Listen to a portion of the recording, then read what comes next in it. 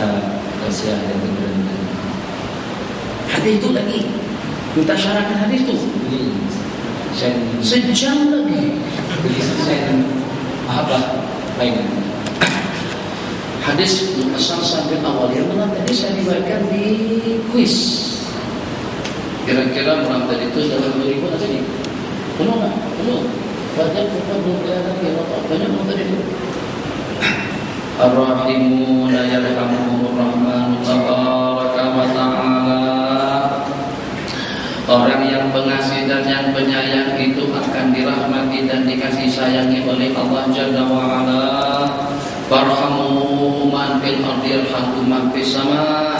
Maka rahmatilah, kasihangilah semua makhluk Allah yang di permukaan bumi agar kamu mendapatkan rahmat daripada yang di langit. Maksudnya kamu mendapatkan rahmat daripada Allah Jalla wa Ala. Hadis itu tadi malam, maksudnya malam semalam itu saya bacakan di Qiyas. Dan hadis ini diriwayatkan oleh ulama kalau pertama kali kita datang ke majelis ilmu, atau kalau kali pertama kita berjumpa dengan seorang ulama.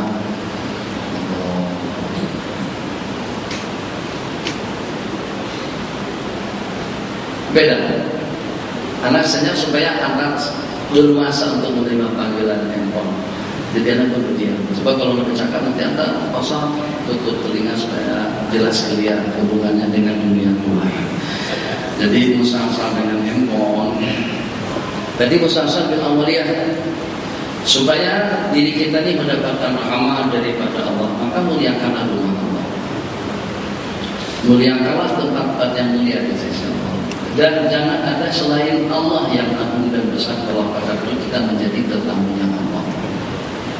Ini kita anggap kecil, ini kecil, Facebook kecil, netbook kecil, SMS kecil, dan juga dengan peralatan yang seumpamanya. Sebab sepatah kata subhanallah saja menyanjung dan memuji Allah, pahalanya lebih mahal daripada dunia dengan isi-isinya.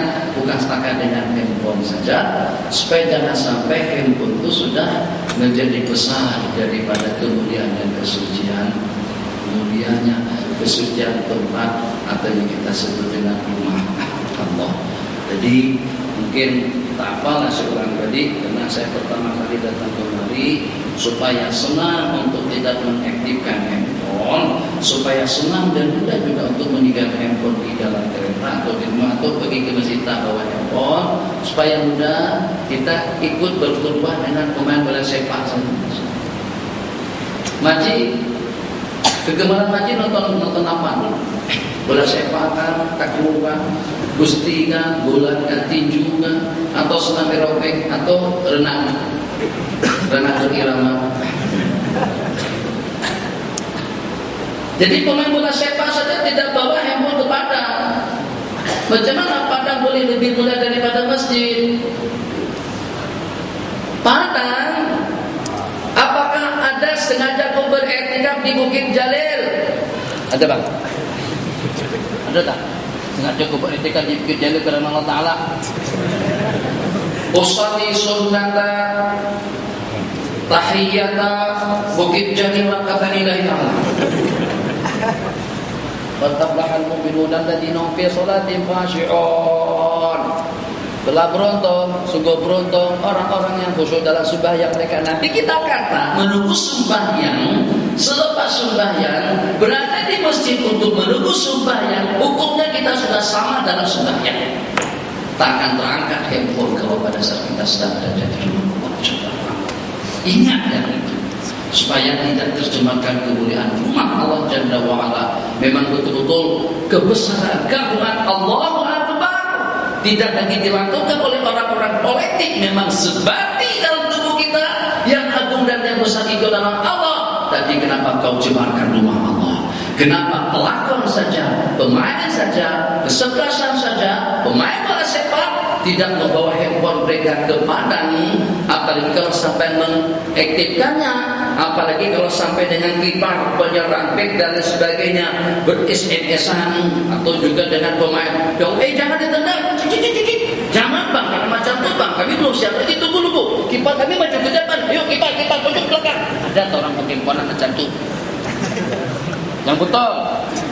Pernah nonton bola sepak atau dulu? Pernah kan? ada tak kipas bawah handphone? Tak ada. Tiba yang tak ada. Memang tak ada. Bagaimana Padang boleh melihat dari sini? Kalau macam itu sangat mudah. Tidak ada etikaf, tidak ada sembahyang 2 rakaat, tidak ada rahmat, tidak ada malaikat. Di sini tumpuan rahmat dan maghfirah. Subatikan diri kita dengan kemuliaan Allah Jalla wa Ala.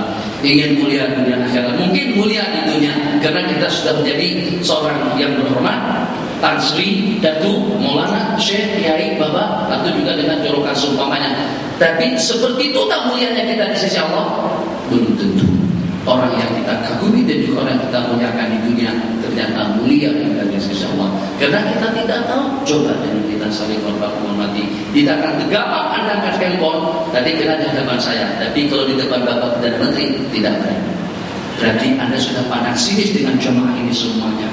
Itu hakikatnya sebenarnya. Kalau kita pandang hormat kepada orang-orang tua kita ada di samping kita sini, kita tidak akan angkat handphone sebagai tanda hormat kita. Kalau Tuan Haji masih ingat, mudah-mudah orang-orang yang pekat merokok itu kadang-kadang apa mudah-mudah yang merokok zaman-zaman dahulu. Kalau pada saat kita lewat jalan mereka langsung, Tuhan apa kabar Tuhan? Assalamualaikum, Tuhan sehat. Padahal dia baru merokok tadi itu. Dia simpan, dia padamkan rokoknya sebagai tanda hormatnya kepada kita karena kita lewat di hadapan mereka. Tak ada lagi akhlak yang semacam. Sebagai tanda hormat antara sesama kita, mudah-mudahan dan itu berkesan untuk kita semuanya dan menggunakan kita untuk meng-off-kan handphone waktu kita berada di dalam masjid supaya tidak mencemarkan majlis kita, tidak mencemarkan kebeningan etika dan ibadah kita di rumah Allah Jalla wa Ala. Silakan Bang. Tadi sudah kan sudah saya jawabkan. Jadi hadis itu saya riwayatkan untuk yang itu saja. Musa sambil awaliyah untuk yang selebihnya nanti harus dipraktikkan dan juga merupakan waktu yang panjang. Silakan Bang. Pada awal tadi ada Tuan Guru Syekh sebut berkenaan dengan tanda-tanda kekuasaan Allah Subhanahu Wa Taala. Ada tanda kebesaran Allah dengan wujudnya makhluk yang mengatakan bumi. Tapi mutakhir ini kita lihat masyarakat kita bila melihat sesuatu yang benar-benar yang pelik-pelik, baru dia rasa kehebatan dan keagungan Allah. Misal kita tengok awan, ada kalimah Allah, di daging ada Allah, baru dia rasa wujudnya Allah, kebesaran Allah. Yang pertama, yang kedua ada yang beri pandangan bahawa benar yang sama. Dia kata ada yang pandangan bagaimana kalau pemikiran sebegini, yang melihat benda-benda yang ada di harapan yang pelik-pelik baru dia dengan Allah. Nanti Dajjal pun bawa benda-benda yang pelik-pelik juga akan berkiblat kepada Dajjal. Terima kasih. Jadi sebenarnya Nabi kita bersabda kalau kekhawatiran yang dikhawatirkan oleh si pembicara tadi itu adalah pertahanan Masih Dajjal. Nabi kita bersabda, "Nabi bilau antara qaumahum an Masih Dajjal." Tidak ada seorang pun daripada nabi-nabi melainkan Nabi itu telah memperingatkan umatnya tentang bencana, fitnah, cobaan, ujian dengan Masih Dajjal.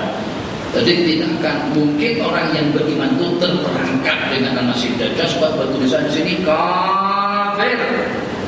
Orang beriman boleh membaca, semua orang boleh membaca, dia kafir, tidak akan terperangkap. Tapi kalau memang dia adalah memang daripada salah zuriatnya Dajjal barangkali, atau memang sudah mengagumi dan tidak menunggu kelahiran dan kemunculan Masih Dajjal, jelas dia akan jadi pengikutnya. Dihalau, ditahan, dipangkat, dikurung dengan cara macam manapun, tetap nanti dia akan mengikutnya. Jadi Nabi kita bersabda terhadap orang-orang yang sudah meninggal, wa man lam yu'min orang yang tidak ikut dengan Masih Dajjal dan tidak mengimaninya, tapi dia daripada pengikutnya akan beriman di dalam kuburnya masing-masing. Begitu nanti kita sertakan tentang Masih Dajjal. Jadi sebenarnya kita tidak perlu tulisan Allah di langit, tidak perlu tulisan ada Allah, kalimat Allah itu mungkin dengan satu dokumen daripada pokok kayu tulisan la ilaha illallah atau dengan tanda-tanda yang aneh-aneh seperti itu. Itu sebenarnya tidak lebih daripada untuk memperingatkan kita saja, supaya kita tahu dengan awam saja boleh menulis dan mengukir kalimat Allah. Takkan kamu tidak menyebut Allah. Dengan pohon saja sudah mengingatkan kita dengan la ilaha illallah Muhammadur Rasulullah. Takkan dengan kamu masih juga menyebut Hindu atau menyebut Buddha. Takkan kamu menyebut pokok, menyebut pohon kayu. Pohon kayu mengucapkan 2 kalimat syahadat dengan susunan tersusun, entah betul atau tidak betul, tapi kita pernah tengokkan gambar itu yang tulisan la ilaha illallah Muhammadur Rasulullah. Nah, jadi kalau segala-galanya menunjukkan kepada wahdaniyatullah dan sebelum kita kepada makhluk, Allah kata wa fi anfusikum, dan pada jiwa raga diri pribadi kamu apalah tubsirun, akan kamu tidak melihat. Wa fi anfusikum apalah tubsirun, dan pada diri-diri kamu apakah kamu tidak melihatnya. Masyaallah tabarakallah. Lembut, tisu, pejamkan mata kita boleh jam, panas, sejuk, lembut, kasar, bening, baik, kotor, masalah itu dengan sentuhan telapak tangan. Ini ternyata boleh merasa. Ini lebih lembut daripada telapak tangan kita. Dia tahu saya yang dingin. Ini bagi masalah. Pandangan kita, saya boleh membeda-bedakan antara solusi asal daripada pedis. Nah, kena antara ini bapak hormat tadi, jangan dudukkan bapak, jangan berjalan depan bapak. Pak dulu makan, baru anda makan. Hormat tadi dengan orang tua. Saya boleh membeda-bedakan. Nih yang senantiasa hadir. Oh, nih kumpulan. Ya hanana, ya hanana, ya hanana. Macam mana dengan sebiji mata tadi itu boleh membeda-bedakan antara satu dengan yang lain? Tuh, dengan lampu-lampu kereta kuatnya, nyambut terangnya, tapi dia tidak dapat membeda-bedakan antara satu dengan yang lain. Jadi dengan melihat bagian-bagian yang ada pada anggota kita pun itu sudah membawa kita kepada iman dan yakin. Jadi kita akan mengucapkan Maha Suci Allah Jalla wa Ala, Tabarakal-Ladzi biyadihil mulku wa huwa ala kulli syai'in qadir. Akan terucapkan kata-kata Allahu Akbar. Ini memang betul-betul menunjukkan kepada keagungan dan kebesaran Allah Jalla wa Ala, di mana dengan yang disebutkan di dalam Al-Quran, bukannya setakat Allah mampu untuk mengembalikan jari tangan, ternyata juga dengan stek jari. Apa bahasa kita stek jari? Cap jari. Itu pun Allah mampu untuk mengembalikannya. Rupa-rupanya. Jadi sejak Nabiullah Adam sampai kepada zaman kita sekarang tidak ada yang sama cap jarinya. Itu bagaimana hebat Allah Jalla. Proton. Kalau yang maunya wira, beda kalarnya saja. Wajah. Kalarnya saja beda-beda. Sisinya sama, bentuknya sama. Takkan wajah ada yang panjang. Beli wajah mana? 13 meter, ada yang 9 meter, ada yang kecil sekali, ada yang mau satu orang. Enggak, wajah sama bentuk. Beda model tahun yang sama bentuk. Camry sekarang, yang sekarang agak lebih cantik daripada yang sebelumnya. Tapi sebenarnya betulnya seperti itu, tidak berbeda-beda. Tapi cinta Allah tidak sama. Coba tengok sekarang, kalau tak pasti, kalau kita keluar di depan masjid ini saja akan terdapat 10 jenis kereta yang sama nama. Betul, kalau tak percaya keluar sekarang. Ada Izura sama 2 biji. Ada Jinto, ada 2 biji, 3 biji. Ada Kancil 4 biji. Ada motor sama bentuk. Ada Pesona sama bentuk. Ada itu macam-macam. Tapi coba tengok kita yang berkumpul di masjid ini. Maji coba pastikan kawan-kawan di belakang itu ada yang sama muka, ada yang maji. Ada. Banyaknya kita kereta di luar tuh yang kita guna. Ada 3-4 biji yang sama. Namanya sama-sama Jinto. Sama-sama Pesona, sama-sama jin ifrit ada di luar. Sementara di sini maji rupa yang Allah cipta tidak ada yang sama. Itu menunjukkan kepada keagungan, kepada kebesaran Allah Jalla wa Ala. Subhanakallah wa bihamdika asyhadu an la ilaha illa anta astaghfiruka wa atubu ilaik. Rabbana atina fid dunya hasanah wa fil akhirati hasanah wa qina adzabannar. Dimana bika man iman azizu ya Allahumma man aradana wa arada al-islam bisu'in fa ashghilhu bi nafsihi واجعل كيده في نحره ووقفنا رضاء قلبه وجمل دماء بعروقه